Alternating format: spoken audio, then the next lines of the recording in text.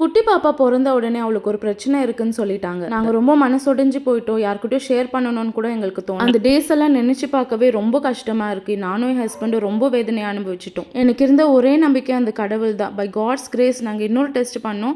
ரிசல்ட்ல எந்த பிரச்சனையுமே இல்லைன்னு வந்துடுச்சு. இப்போல்லாம் ஹாஸ்பிட்டல்ஸ் எல்லாமே பிஸ்னஸ் மைண்டடாக தான் நடத்துறாங்க. பிஸ்னஸ் நடத்திக்கோங்க, 10 ரூபாய் மெடிசனை 100 ரூபாய் 1000 ரூபாய் கூட விற்றுக்கோங்க. ஆனால் மனுஷனோட உயிரை பணியமாக வச்சு நீங்கள் பிஸ்னஸ் பண்ணுறது கொஞ்சம் கூட சரியே கிடையாது. அந்த ஹாஸ்பிட்டலில் நம்பி நாங்கள் சர்ஜரி போயிருந்தா என்ன ஆயிருக்கும்? எங்கள் பாப்பாவோட ஃப்யூச்சரே நாசமாக போயிருக்கும். என்ன சொல்கிறதுனே எனக்கு தெரியலங்க.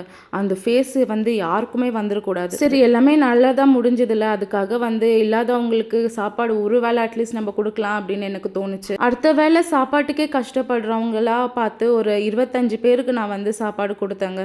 ஏதோ என்னால் முடிஞ்சது. ஒரு 25 பேருக்கு அட்லீஸ்ட் ஒரு வேளை சாப்பாடு பசி ஆத்துனது சந்தோஷம் எனக்கு இருந்தது. அடுத்த வீடியோவில் உங்களை எல்லாரையும் பார்க்குறேன். பாய்.